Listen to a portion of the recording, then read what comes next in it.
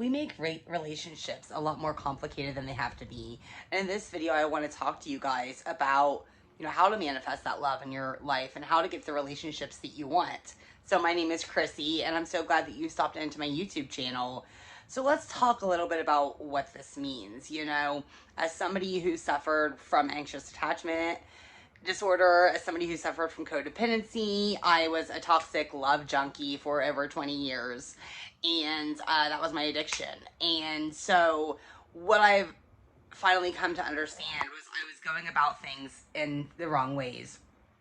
If you want to manifest love in your life, you have to love yourself first.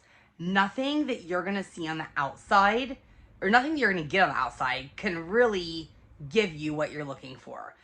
You're going to try, and many of you might have already clicked off of this video because you don't want to hear this, because I didn't want to hear this for, 20 years. Like, I thought there was nothing wrong with me, and I was just meeting bad guys. But you have to finally come to the realization, I'm not saying it's all your fault, but you have to come to the realization that maybe you're giving too much. And when you're constantly giving and supporting other people, and you're just giving, that's not love. That is a form of codependency. That is a form of insecure attachment issues. And the more that you keep doing that, the more you're not going to find love. And you're just going to keep going on this hamster wheel over and over and over. So let's talk about some ways that you can finally do this. First of all, as I've said in pretty much every video, and I'm going to say it again, meditation has changed my life. Like, learning how to meditate and learning how to go within and really dig down deep inside of myself has been so instrumental in changing my life. I finally came to the realization that everything I have is already inside of me. To me, self-love means having boundaries. It means being able to say no. It means being able to understand that everything I have, all of the love that I'm looking for, is already inside of me. I don't need to chase those men. I don't need to chase friends. I don't need to chase money. I don't need to chase anything, because as long as I am happy with myself, then those things will come to me in due time. They're already here. The universe has already provided them for you. You just can't see them yet. But the more that you're chasing these different things in your life, what's happening when you're chasing something?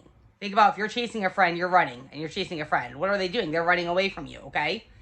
Same concept. The more that you're chasing these things in your life, the more they're going to keep running from you. So when you finally just learn to love yourself, and I'm not saying that you have to think you have the perfect body or the perfect face or the perfect anything, but understand that you are a eternal spiritual being living a temporary human experience. This body that you see is just the freaking vehicle, okay? We want to judge each other. Women are super bad about this, just judging each other for that. Do we judge each other for the cars we drive? No, we don't. So that's just a side note, but judging, because, this body is just a vehicle. So understand that you are perfect. Everything about you, all of the flaws, all of the weaknesses, the strengths, everything about you is what makes you who you are. So just really dig down deep and understand that concept. Do the meditation. Most of us, I would say 95% of Americans do understand that there is a higher divine, not Americans, but just people in the world, knows that there's a higher divine power. It doesn't matter what you call that power. It could be God, it could be the universe, it could be Buddha, it could be whatever. But that divine higher being loves you so much. They love you. You've already got the love. And when you're constantly having the same kinds of relationships over and over and over, there's a reason. This is a lesson that your soul signed up for before you ever incarnated here.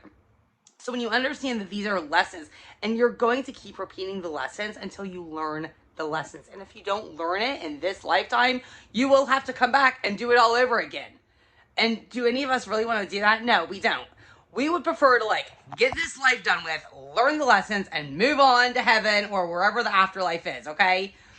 So that's another way of just learning how to love yourself, and learning that these relationships, these toxic people that you're constantly with, you're just going to keep running on the hamster wheel. It's never going to stop. But once you can stop giving off that needy energy, for me, okay, I was happy with the way I looked. On the outside, everything was fine, but I was constantly running, and I would have first, second, third dates, whatever. And then they would just disappear. And I'm I started thinking, what the hell is wrong with me? Why am I not finding love why is it that I can get dates, but then they never really want, like, what's wrong, you know, because I think I'm a nice person, I have a good heart, all of these things. And it finally came to me. It was because I was desperate. And that sounds very icky to say, but I was desperate. I was desperate to find love. And so I just kept, like, that desperate, we're all energy. All we are is like balls of energy. So that desperation, that energy, that needy energy was projecting onto other people. And even if you're not with them, like, at that moment, like, if you're at their house, you can still feel that energy from somebody, even in a text message. And I've come to realize this because I've had this. So I had, you know, I've dealt with this here in the past year with a couple different guys that they were very needy towards me. And I was just like, ew, like, they were good looking. There was nothing wrong with them. But once I talked to them, it was almost like I felt the energy from them, that they were so desperate for a woman, and it just turned me away. And then it was like a light bulb in my head, like, oh my gosh, this is what I've been doing, you know? And I can tell you now, I am 40 pounds heavier than I was last year, and I have had more men want to ask me out and talk to me now than I ever did a year ago.